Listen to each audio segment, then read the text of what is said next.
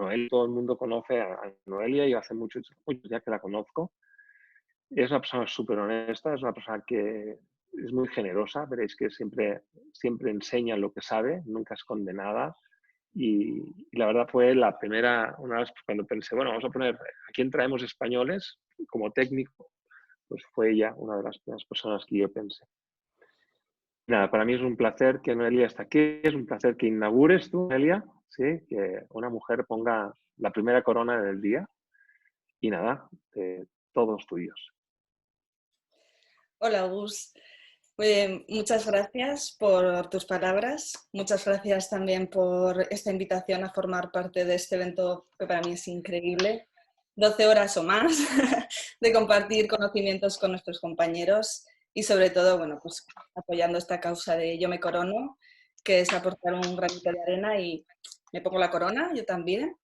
Y Sí, gracias, gracias por contar conmigo. Espero que lo que os comparta pues, os sirva y os guste y os sobre todo. Esa es mi intención. Bueno, pues sin más voy a empezar la confe compartiendo mi pantalla.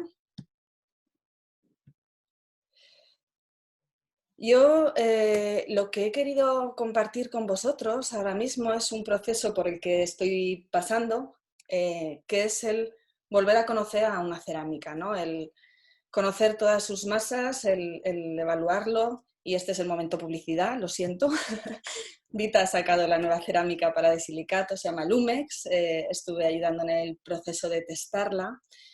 Y es esto lo que yo quiero compartir con vosotros, ¿no? De qué manera uno se enfrenta a conocer de nuevo una cerámica o sacarle el mayor rendimiento a las masas que ya tiene. En realidad son conceptos muy básicos que yo creo que la mayoría conocemos, aunque veo que muchas veces cojeamos. Los cursos, muchas veces veo que hay pequeñas cosas que nos fallan, que no entendemos bien. No voy a entrar mucho en explicarlos, no hay mucho tiempo, pero sí que son estos 4 pilares en los que yo me asiento, ¿no? Para conocer mi cerámica. La translucidez y la opacidad, que todos sabemos de sobra qué es, que hay que tener cuidado con esto porque nos manipula el valor. No voy a explicarlo, ya os digo, son temas largos, pero bueno, me gusta tener claro que esto es así. El color, lo que todos entendemos por color, los colores, el naranja, los azules, los colores de los mamelones, etcétera, creo que es otra cosa que tenemos que controlar muy bien para saber qué más elegir. La opalescencia, que esto en sí ya es un tema un poco más complicado de entender, incluso más complicado de explicar.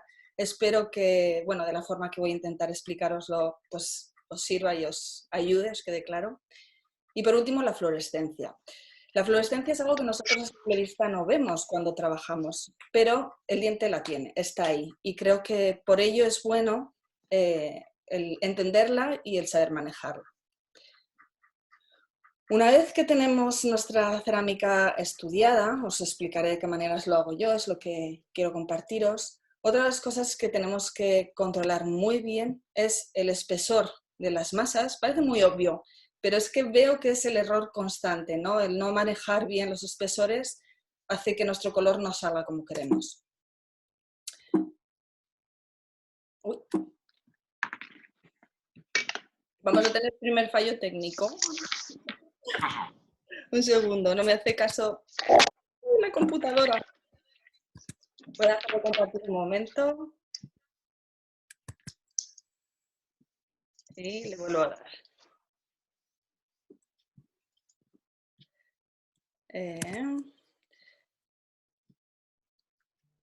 ¿Qué ha pasado? Creo que me he salido de Zoom. Puede ser, no. Oh, perdón, qué nervios. Ahora me encuentro. Ya estoy. Venga, aquí estamos. Voy rápido. Esto es por toquitear lo que no tengo que toquitear. El espesor de las masas. Y, bueno, el orden en que las colocamos, ¿no? Lo típico de estratificación. Todos sabemos que tenemos que ir de masas opacas a masas translúcidas, pero es verdad que hay tipos de estratificación en las que nosotros podemos invertir en cierto momento ese orden. Y eso también quiero que lo veáis en una estratificación que os enseñaré después. Como os he dicho Alfredo, llámalo. al principio, Por favor, iba a en hablar los de la comentarios. lucidez y de cómo yo la controlo. La manera de hacerlo es haciendo pastillas cerámicas, porque aunque tenemos guías, las guías son de plástico, tienen un espesor concreto, no las podemos manipular. Entonces, podemos hacer nuestras pastillas cerámicas con algunos conformadores que venden, los de Smileline tienen, yo he hecho pastillitas redondas de Smileline, pero yo prefiero hacerlo de la manera que os voy a mostrar.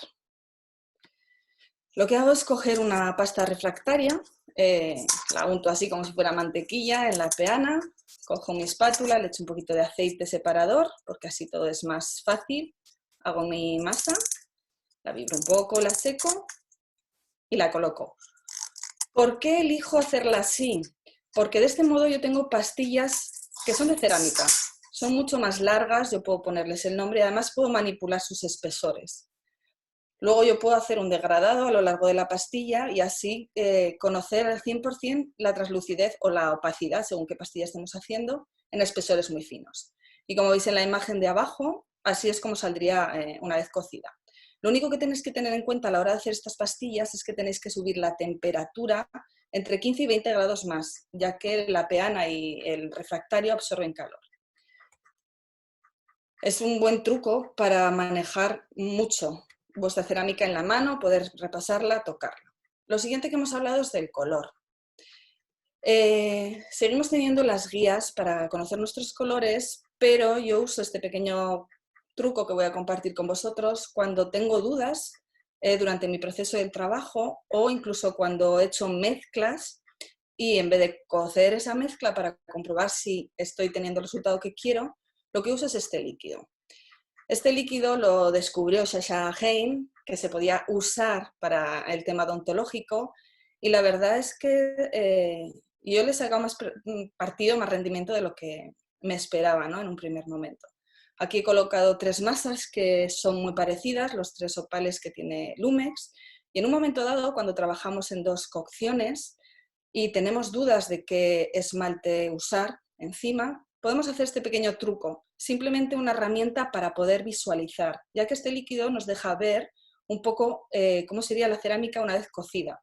Es el líquido que más se acerca a la realidad de una cerámica cocida, con lo cual para mí es una pequeña prueba que podemos hacer que nos ahorra tiempo. Luego esto yo no lo cocería, yo realmente nunca he cocido usando este líquido, creo que se puede hacer y también, bueno, pues hay unas peculiaridades para usarlo, por ejemplo, en masas que tienen colorantes, pues bueno, primero hay que quitarle ese colorante, ¿no? Para que no nos afecte el color final, pero en esencia es una pequeña herramienta, un pequeño truco que a mí me sirve para ahorrar tiempo, así no necesito cocer, incluso para comprobarlo aquí encima de esta manera. De lo siguiente que hemos hablado es de mi amiga la opalescencia. Realmente yo no sé si el diente es opalescente o no, la verdad es que no soy científica y no me he puesto a comprobarlo, ¿no? Pero sí que creo que reacciona de una manera muy similar al ópalo. Esta es una piedra de ópalo y esta es la misma piedra y lo único que hemos cambiado aquí es cómo le incide la luz. En la imagen que tenéis a la izquierda, la luz, como se puede ver, se ve incluso el reflejo como del flash arriba, le incide de frente y la vemos y parece opaca. Sin embargo, cuando la luz le incide desde lateral, incluso posterior, vemos toda su translucidez. Pues yo creo que lo mismo nos ocurre con los dientes. Este es un caso que vino al laboratorio, que yo fotografié y a primera vista vemos que se asemeja al ópalo de arriba, es una fotografía, no vemos a lo mejor demasiada translucidez, pero cuando yo cambié mi ángulo de disparo, surgió todo esto. Realmente también se parece a la foto del ópalo de arriba. ¿Qué os quiero explicar con esto? Primero que cuidado con las fotografías, porque según cómo fotografiamos vemos unas cosas u otras, de nuevo vuelve a ser una herramienta de trabajo, y después uno ve esta foto y dice, uy, ¿cómo cuál estratifico? Tengo que poner muchos azules porque se ven azules, tengo que poner... Yo creo que esto es trabajo de las masas opalescentes. No es volvernos locos poniendo muchos azules para que se vea el azul en la pieza, sino que las masas opalescentes por sí mismas tienen este efecto. Entonces, aprender a manejarlas nos va a ayudar a que el color dinámico que tiene el diente, no es un color estético como el de un cuadro, sino que tiene esos matices según le da la luz, viene mucho dado de la mano de este tema, de la opalescencia. Y ya que existen masas que nos van a ayudar a controlarla, yo creo que es bueno saber manejarlas y dónde manejarlas. La última foto que habéis visto aparecer, la que aparece en el medio de la pantalla, es la pastilla que habéis visto que cocía en los vídeos anteriores. Esto que he remarcado en morado es lo que nosotros interpretamos como halo, es que sale solo. Cuando nosotros usamos las masas opalescentes, sobre todo hay que usarlas, pues bueno, en las últimas capas, el halo sale solo, no tenemos por qué hacer nosotros, con lo cual estamos consiguiendo ese efecto natural que tiene el diente. Y mi cuarto pilar, si recordáis, era la fluorescencia. Como decía al principio, no es algo que nosotros veamos a simple vista. Para poder verla hay que hacer una fotografía de este tipo. Y aprovecho para dar las gracias a Fernando Rey por hacer este tipo de fotos y compartirlas, porque la verdad es que nos ayudan y nos dan mucha información. Como podéis ver aquí, la dentina es fluorescente, pero el esmalte no lo es. Entonces, yo una de las cosas que hago cuando me llegan cerámicas es comprobar, haciendo mis pastillas, como podéis ver a la izquierda, no solo lo que hemos visto anteriormente, de cuánta translucidez tiene, la pongo en niveles, qué colores exactos tienen, sino también la fluorescencia. Este es el kit que me envió Vita cuando estuvimos testando. De hecho, están escritos a rotulador los nombres en los botes. Entonces, lo primero que hice fueron mis pastillas. Como ves, las más fluorescentes son las masas fluo que tienen y efectivamente pues, cumplen con los requisitos, y las dos de la derecha, en este caso son las masas opalescentes, y como veis tienen masas opalescentes que tienen fluorescencia cero, con lo cual están muy indicadas para usarlas en nuestra última capa, la capa de esmalte. Como soy un poco friki de la fluorescencia, le mido la fluorescencia hasta los maquillajes, porque, bueno, este es otro tema, es un curso que estoy preparando, de la importancia que tiene que nuestros maquillajes también tengan fluorescencia y cómo poder usarlos para que esta fluorescencia también sea lo más natural posible, ¿no? Lo más parecida al diente. Y otra cosa importante de la fluorescencia para mí, y el hecho de comprobar qué masas la tienen y qué masas no, es cuando trabajamos la encía. La encía no es fluorescente de forma natural, con lo cual tenemos que tener mucho cuidado si queremos mezclar nuestras masas de encía rosa, con qué masas lo hacemos, ¿no?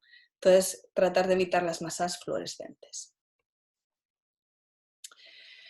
Os decía que una vez que ya controlo estos 4 pilares, lo siguiente que vamos a tener que tener en cuenta es el espesor de las masas. Sé que suena a la obviedad, pero reitero, es un error súper común. Yo he oído un montón de veces que, ay, mi cerámica es que se me queda clara, es que no consigo el color, es que para hacer un A2 tengo que usar dentinas A3. Pues seguramente el problema está aquí. Estas son 2 pastillas, la de la izquierda es una dentina opaca y la de la derecha es un esmalte. Y como veis, a medida que el grosor se incrementa, dejamos de ver lo que hay debajo, porque el hecho de ser un esmalte no significa que sea transparente, significa que tiene más translucidez, pues por ejemplo, que otras masas, ¿no? Entonces, muchas veces el problema de este tipo de cosas, de tener que usar dentinas de mayor croma, que no está mal hecho tampoco, si te sirve, hazlo así, pero quiero explicar el por qué. Y el por qué es porque estamos poniendo o una capa muy ancha de esmalte, muy gruesa, o realmente estamos poniendo un esmalte que tiene menos translucidez de lo que nosotros pensábamos.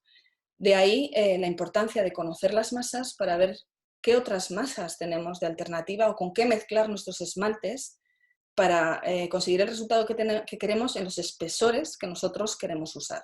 Pues mayor espesor, mayor translucidez, masas con mayor translucidez, y a menor espesor podemos usar los esmaltes más puros.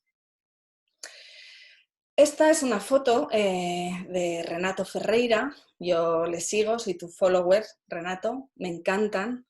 Creo que son unas fotos increíbles, y estos son los dientes naturales. Además, él tiene la fortuna de tener la posibilidad de fotografiar casos así. He elegido esta fotografía para la estratificación porque creo que es un tipo de diente que a todos nos gusta y que a todos nos gustaría saber hacer, ¿no? Entonces, el proceso que yo hago cuando tengo que afrontar un caso así es un análisis fotográfico. realmente solo con esta foto no sería suficiente. Generalmente me mandan más fotos, pues como las que habéis visto que yo tomaba en el laboratorio, diferentes ángulos de disparo, incluso las manipulo en el ordenador, les subo y les bajo la saturación, etcétera, para que me afloren los efectos internos, poder reducir un poco el espesor del esmalte y así determinar estos puntos que veis aquí. El color base de las dentinas, demos por hecho que ya en esta pues sería 1 a 1.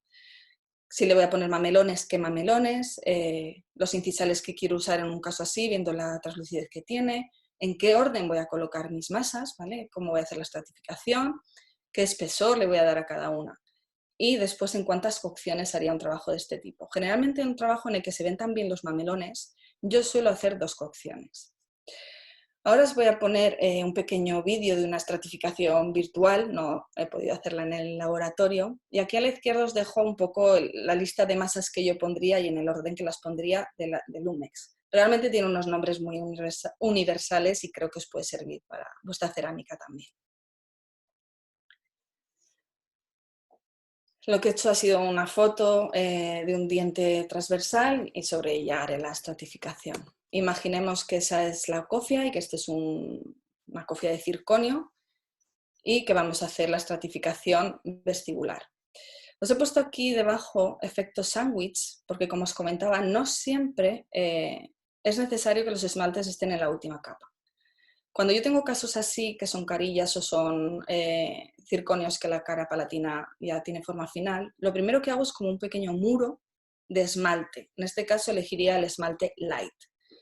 Con él recrezco bastante la corona, casi al tamaño final, y sobre él colocaría la dentina opaca. Haría mis mamelones en dentina opaca del color A1, hemos dicho que sería este el color, mis 3 mamelones principales y, como veis en el corte sagital de la pieza, llegaría hasta cuello. ¿Por qué dentina opaca? Porque es la dentina que más me va a bloquear el paso de la luz hacia la cofia. Y decís, bueno, pero si la dentina opaca bloquea la luz, ¿por qué has puesto esta capa de esmalte, ¿no?, al comienzo? Porque realmente no la cubro entera y estoy buscando hacer un contraste y una profundidad. Entonces, entre los mamelones, mi masa de esmalte se va a ver.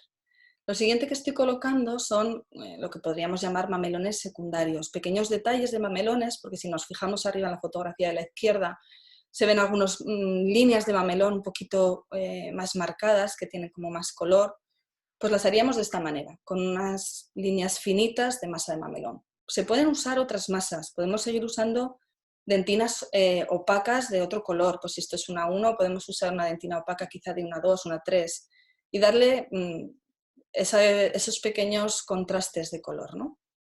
Lo siguiente que haría sería poner la dentina normal, en color A1, pero no cubriría mis mamelones, no cubriría la dentina opaca que he puesto al principio. La pondría, como veis en la imagen de la derecha, en el tercio medio y en el tercio gengival. Y en este caso veo una zona un poquito más saturada entre los 2 tercios, que lo que haría sería elegir una dentina un poquito de color más saturado que la 1. En este caso, quizá una 3 contrastaría muy bien. Y lo pongo, como veis ahí, en esa franjita horizontal. Ahora lo estoy dibujando en el corte sagital, donde colocaríamos esa dentina sin llegar a tapar mamelones. Y aquí cocería. Estabilizaría muy bien todas mis masas, las cocería, comprobaría un poco si estoy en el color y en la línea que quiero. Y a partir de aquí vendría la segunda cocción. Aquí es donde entran en juego nuestras masas opalescentes. Como estáis viendo en el dibujo de la derecha, cubriría todo el tercio incisal llegando hasta nuestro muro de esmalte que he puesto al principio y sellándolo un poco a los lados de los mamelones con un efecto opalescente. En este caso he elegido Sky porque tiene una pequeña tonalidad, no es tan azul como el azul obviamente, ni como el neutral. Entonces me parecía el más apropiado. Si tengo dudas, puedo usar el Visualize y ver cuál de los 3 me gusta o me encajaría más, luego lo quitaría y entonces elegiría cuál. Aquí podríamos cocer si quisiéramos, pero yo creo que no es necesario, no es una masa que se nos vaya a mezclar mucho. Entonces, iría ya a mi última masa. En este caso no haría bandas de esmaltes ni creo que no es necesario, no las detecto en la fotografía, pero lo que sí que haría sería una mezcla para conseguir un esmalte que fuera muy translúcido y que tuviera opalescencia, para conseguir ese halo de una forma natural sin tenerlo que dibujar yo con otras masas dentinarias, etc. Lo haría al 50% en este caso, y si tengo dudas de cómo de transparente o translúcido me va a quedar, pues lo mismo, podría esa mezcla mirarla con el Visualize y comprobar si está al nivel de translucidez que yo quiera. Cubriría prácticamente toda la corona. Esto que os estoy dibujando ahora es el límite superior, digamos que sobrepasaría todo ese muro que habíamos hecho en esmalte y con nuestro efecto opalescente azul. Y en la zona cervical, como está un poquito más saturada, tiene tonos más anaranjados y rosáceos, pondría otro translúcido de un color, pues bueno, anaranjadito, ¿no? Los translúcidos de esta cerámica son muy translúcidos, nos aportan muy poco color. Entonces, bueno, pues está bien, ¿no? Porque solo queremos un matiz, no hay mucha diferencia en el cuello. Lo que quiero explicaros ahora de cómo se conseguimos el halo, que es lo que estáis viendo que estoy dibujando en amarillo en el borde incisal, viene dado también por esta forma en pico que le damos a nuestro borde incisal, de tal manera que la luz al cruzarlo nos da este efecto halo, ¿vale? De una forma natural. Hay veces que no tenemos la opción de hacer una arquitectura, ¿no? Como esta. Pues bueno, en ese momento está muy bien saber manejar dentinas para crear nuestro halo artificialmente. Pero yo creo que, ya que tenemos estas masas, está bien aprender a manejarlas y aprovecharlas para que pues bueno, cumplan esos requisitos de naturalidad, ¿no? Que tiene el diente, lo que hablábamos antes. Y esto que os estoy dibujando ahora del grosor del esmalte, cuando tenemos esmaltes tan gruesos, todavía intensifican más los efectos azulados que os he remarcado también en la foto de la derecha, en el dibujo de la derecha, y es un poco por cómo cruza, ¿no? La luz, ese esmalte tan translúcido. Y por último, otra cosa que quiero remarcar y a tener en cuenta es lo que hablamos al principio de que no nos bajara el croma, ¿no? El color en la corona en general al poner nuestros esmaltes. Es importante poner un espesor de dentina adecuado para que el rebote de la luz en él, o sea, no sea translúcido, tenga una tendencia opaca, con lo cual el rebote de la luz en él nos va a dejar ver un color con alto valor y con alto croma, y poner un esmalte más finito para no cubrirlo. Bueno, hasta aquí ha llegado el vídeo, así lo hice. Y hasta aquí mi conferencia, no sé ni cuánto rato he invertido, pero bueno, así si vamos viendo el tiempo mejor. Y este es el mensaje final que os quiero dejar, que nunca perdáis la sonrisa, aunque estemos en las circunstancias que estemos, que mucho ánimo para todos, que de esta vamos a salir. Hay que tener un poco de paciencia y colaborar, ¿no? Siendo, pues bueno, responsables y quedándonos en casa. Y nada más, espero que os haya gustado la conferencia.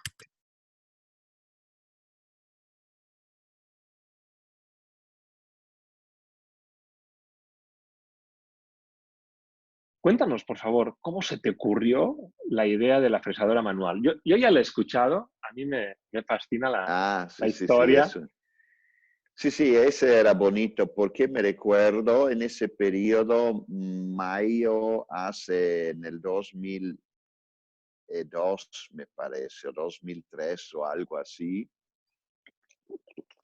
estuve trabajando con la máquina de la Degussa, ¿no? He enviado las copias para dejarlas fresar, ¿no? Y me mandaron también el resto del bloquecito que tenían. Tenían unos bloquecitos de ese tamaño, porque es así que el Empress para hacer restauraciones grandes no era bastante resistente y mis doctores no querían usar el clásico bonding, ¿no?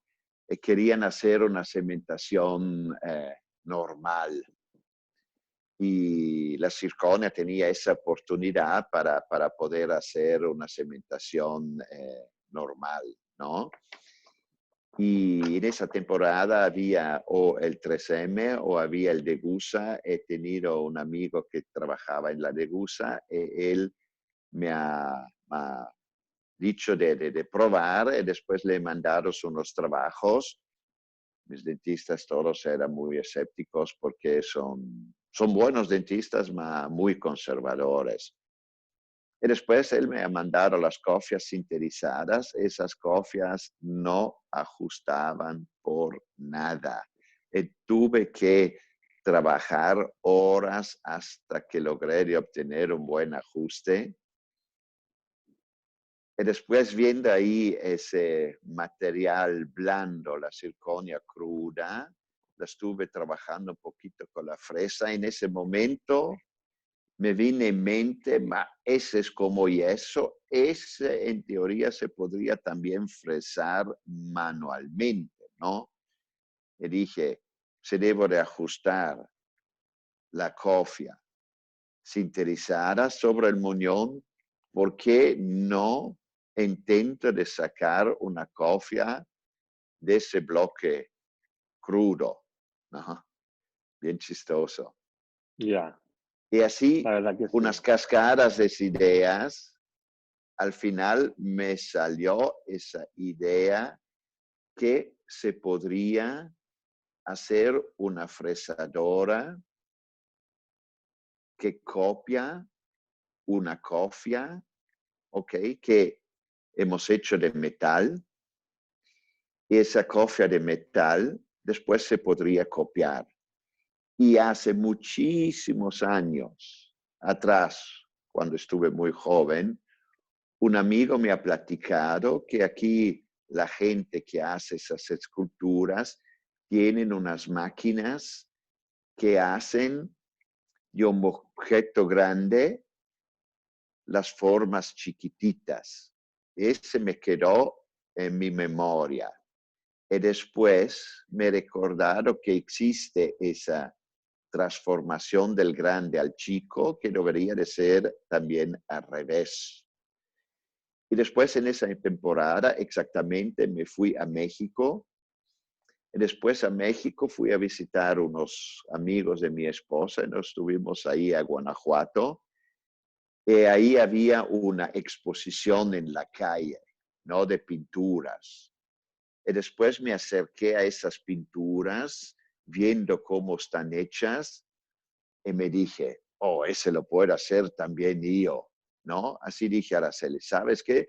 Vamos a comprar unos colores porque me voy a poner a pintar porque me gustaría, ¿no? En el dibujo estuve bastante bueno en la escuela, ¿no? Y así fuimos a una tienda donde venden colores y donde venden libros, ¿no? Era así que vendieran libros, ahora me recuerdo. No, yo dije, mira qué bonito. Yo quiero comprarme un libro. ¿Dónde están adentro esas pinturas? ¿No? Después fuimos a una librería para comprar esas pinturas. Y después ahí vi un pantógrafo, por caso, ¿no? Y dije, ¿ese qué es? ¿No? Y me han dicho que no conocía, me han dicho, no, ese se usa para que cuando tú tienes un dibujo lo puedes copiar. Y ahí me vino la idea que ese podría ser la solución por mi historia del pantógrafo. Y sí, estaba exactamente así, lo he comprado y me lo llevé en mi casa y todo el tiempo estuve estudiando, pensando si sería posible también trabajar de manera tridimensional, etcétera, etcétera. Y así me salieron las ideas. Tenía un hermano de Araceli que era ingeniero, estuve platicando un poquito con él, y así poco a poco logré de sacar las ideas, regresando a casa y construir una madera para entender cómo son las mecánicas. Sí, y después fui con una empresa donde me han construido el primer prototipo muy grande, muy pesado. Así poco a poco estuve trabajando, desarrollando, probando, entendiendo. Después me fui en búsqueda de circonia, mandé a Julian a buscar en el internet. Julian es mi hijo, si alguien no lo conoce, a buscar circonia, ¿no? Y por caso, él encontró una empresa donde el dueño a ese tiempo era muy a la vanguardia y tenía mucha pasión. Esa empresa cerámica en Germania, que tenía en Alemania, que tenía esa pasión por las técnicas nuevas de computación, él tenía ya una bonita página web. Y ahí tenía la descripción de la circonia, ¿no? Ellos la circonia no la estaba trabajando. Y después lo he llamado e encontré la persona justa que me pudo ayudar en ese sector. Y así poco a poquito entré en ese. Ellos me han fabricado unos bloques de circonia donde he comprado un horno para hacer la presinterización, para entender cómo logras de hacer siempre la misma contracción, etcétera, etcétera. Después me metí en moto a comprar un horno por la sinterización. Después fui a investigar en internet cómo puedo producir un horno de sinterización. Después, para prensar la circonia, en mi pueblo hay una empresa muy grande que prensan metal sinterizado. Me fui a informar con ellos. Después me han mandado en Alemania, donde hay una empresa que vende estas prensas gigantes de millones, ma ahí dije, no, ese es demasiado grande para mí, y me han aconsejado una otra persona que hace prensas más chicas, etcétera, etcétera. Así, paso a paso, fui de investigar aquí, de investigar allá. Tuve al final, he trabajado unos 2 años sobre toda la historia, preparando la certificación, preparando ese, preparando lo otro. Era un periodo muy emocionante, muy bonito, que te digo, estuve siempre bajo a una energía muy, muy potente, después dando Seguro. cursos, mandando adelante el laboratorio, saliendo, haciendo pruebas, trabajando sábado, domingo, todos los días, gracias a mi esposa, que era una esposa muy paciente, no tuve suerte, y al final logré de hacerlo. Y así, antes de empezar con la venta, me fui con el tren girando en toda Europa para presentar mi producto, ¿no? Ma no he enseñado cómo lo hago, porque ya sabía si lo voy a hacer, todas las otras empresas o me van a copiar o me van a distorsionar, van a hablar mal de mí, etcétera, etcétera, como pasa muchas veces. Si alguien tiene algo que el otro o uno mismo no tiene, ¿qué debe de hacer? Debe de hablar mal de los otros, ¿no? Sí, Enrico, así fui, una sí, pregunta. ¿Cómo? Porque siempre digo que si alguien puso el monolítico en el mercado fuiste tú. Entonces, sí. ¿cómo viste tan claro que el monolítico era la solución para el circón? No, es así que yo estuve investigando también sobre las circonias. He visto unas circonias que son diferentes, he hecho mis mezclas, etcétera, etcétera, para lograr de incrementar un poquito la translucidez, porque la primer circonia para hacer cofias con cerámica era demasiado opaco. ¿Ok? Y después he visto que es mucho más translúcido y así poco a poco dije, ¿sabes qué? Yo voy a hacer una vez un restauro grande nella parte superior de un trabajo donde los posteriores los dejo en monolítico, ¿no? En los anteriores voy a reducir un poquito para agregarle un poquito de cerámica. Ese estuvo en mi primer trabajo. He dicho, me parece bien, no está mal. Y desde ahí empecé a hacer los trabajos en esa manera y he visto que funciona bien. He desarrollado un poquito los colores, mejorado un poquito los colores, porque yo también estuve el primero que ha tenido los 16 colores de la guía de la Vita, ¿no? Porque si no, antes Sí. habían solamente unos 5 o 6 colores, así he desarrollado todos los 16 colores y así empecé con la monolítica y además estuve el primero de lograr de hacer puentes de 14 unidades, porque a ese tiempo no existía, porque ella ha desarrollado ese soporte interior como ahora usa todo el mundo para poder sintetizar férulas completas. Sí, es cierto, es cierto. La verdad, yo siempre digo que el circonio hoy en día es lo que es porque tú un día te empeñaste en evolucionarlo. Esa es una realidad, eso es una realidad. Oye, y ahora que la gente, yo sé que tú piensas todo lo contrario y por eso te lo pregunto, pero yo sé que hay mucha gente que dice que el circonio es crítico cuando lo queremos cementar sobre un diente, ¿no? Porque Sí, no tiene una buena adhesión. ¿Qué opinas? no, es así, depende qué cemento se usa, ¿no? Por decir, en nuestra página web, ahí se pueden ver la cementación. Hay unos cementos japoneses, uno es el GC, el otro es el Tokoyama. Esos son unos cementos maravillosos, maravillosos, que si tú tomas dos piezas del tamaño de mis dedos chicos y los pegas con ese cemento, por ejemplo, el GC, el de Tokoyama, este XEM 2 se llama, y los pegas, exactamente esa superficie que ven aquí aguanta 260 kilos. Ostras, es mucho, ¿eh? Mucho. 260 kilos. Es Sin duda es increíble. Y mucho. miren, cuando yo pego ese sobre la dentina, aguanta 50 kilos. Cuando ese pega sobre el esmalte, aguanta 80 kilos.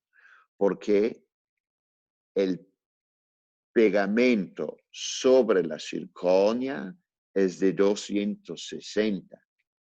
Sobre el esmalte es solamente 80-90. Así significa la parte débil en esa cementación no es la circonia, la parte débil en esa cementación es el esmalte. Ma al final de cuenta, aguanta para siempre. Nosotros ahora hacemos muchos trabajos sin preparar los dientes, donde metemos solamente una cofia delgada de 0.2 milímetros de circonia y lo pegamos directamente en la superficie y también en los posteriores sin cementar.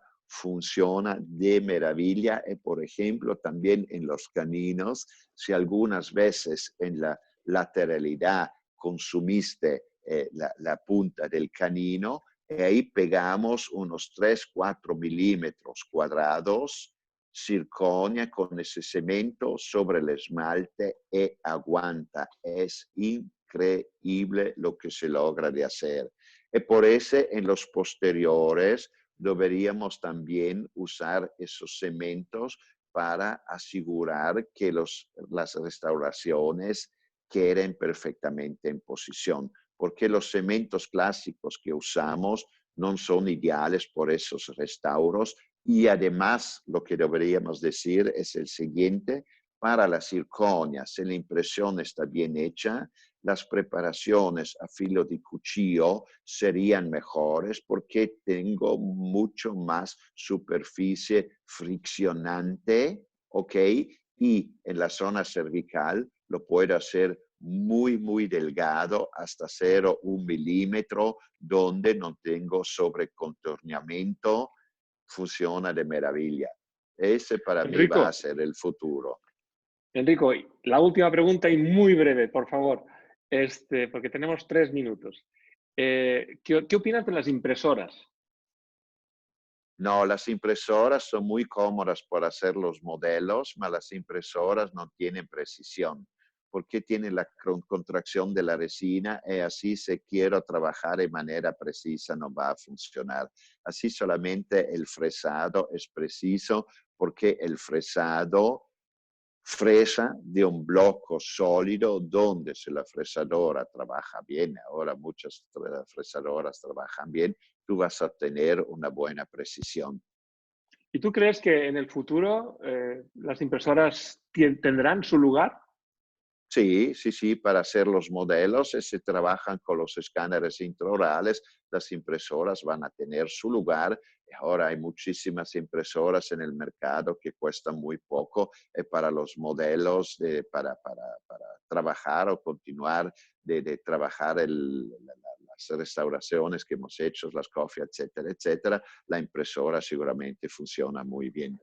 Yo creo que me hace mucha gracia, ¿no? Porque muchas veces recibes una impresión digital, ¿no? Sí, Diseñas tu restauración con el software, con tu programa, la fresas con tu fresadora, sale espectacular, ¿no? Vas al modelo impreso, no hay contactos, no ajusta, es un sí, desastre, ¿no? sí, Pero sí, ese es el desastre. va a boca y va perfecta. Sí, sí, así tú ves cómo es. Solamente si hay un chiquitito problema en la boca, te van a acusar porque dicen, mira, Exacto. aquí sobre el modelo no ajusta. No, Oye, no está Enrico, fácil. no está fácil, no está fácil. Oye, Enrico, te quiero dar las gracias De nada, gracias a ti y por gracias a este todos los tiempo. otros. Es muy bonita, muy buena idea y me encanta porque es muy motivante. Sí, te felicito por esa historia. Y quiero saludar a todos que conozco, a también los que no conozco. Muchos saludos a España. El mejor somos sufrientes los dos, ¿no? Mando Sí, también muchos saludos a Portugal y América Latina y especialmente a mi México lindo. te están ¿Ok? escuchando, Enrico. Muchas gracias. Un De beso nada. muy grande. Hasta Chao, luego. chao.